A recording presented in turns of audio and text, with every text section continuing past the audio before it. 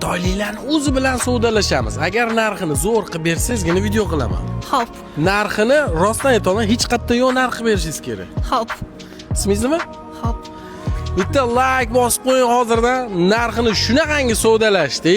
Ishoning, bunaqa narxga topa olmasangiz kerak. Bu voyaq free. Xitoychasiga qanaqa bo'ladi? Voyaq. China.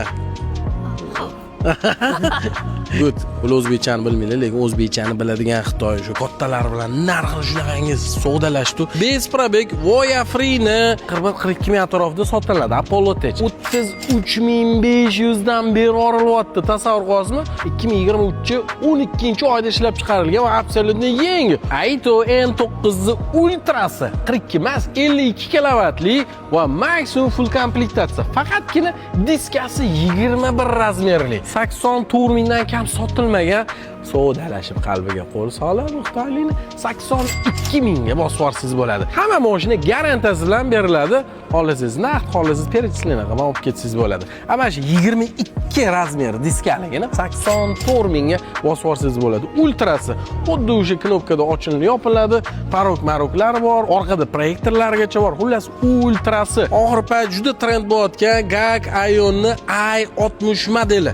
Aka, buni nech pul qilib beriladi? 24 ming qilib beramiz. 24 ming, yengimi? Yangi besprabek, garantiyasi 3 yil 60 ming kilometr probek. Gibrid aka, absolutni yangi gibrid GAC Ion 24 ming. Endi GAC'larni bilasiz, rostdan Xitoy mashinalarining ichida juda ham ishonchli mashina hisoblanadi. Xitoyliklar o'zi ham juda ko'pchiligi GAC haydashadi. GAC Ion Visa. Bu ham juda trend, ko'pchilik haydaydi. Bu elektromobili 650 zapas qodli. Nech pul bu?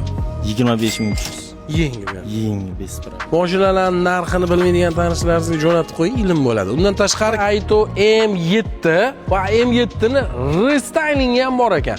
M8 qo'ygan edim yaqinda. M8 bilan M7 bir xil ekan. Nomiga dizaynda farq qiladi M8 bilan. Oldida M8ni, M9ni bilan bir xil splashnoy monitor bor.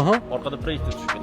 Bo'ldi. Ne uchta monitor, orqada ham bor. Kapitanskiy, Abdul, Abagrev 3 qatorli mashina.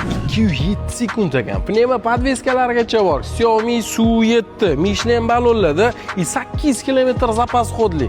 Lekin rangiga maza qo'yardi. Maxi Pro's emas. 49900 ga bosvorsiz bo'ladi. Aito'ni to'g'ridan to'g'ri zavod do'koni ekan. Mabodo profilligini qoldiraman yoki telefonligini aloqa chiqib yana batafsil tushunsangiz bo'ladi. Lokatsiya Sergeli o'zgarishda. Shundan o'zgarish mostidan bor-ku, Abu Sahiy tomonga qaylishingiz bilan o'ng qo'lda kelib bosvorsiz bo'ladi.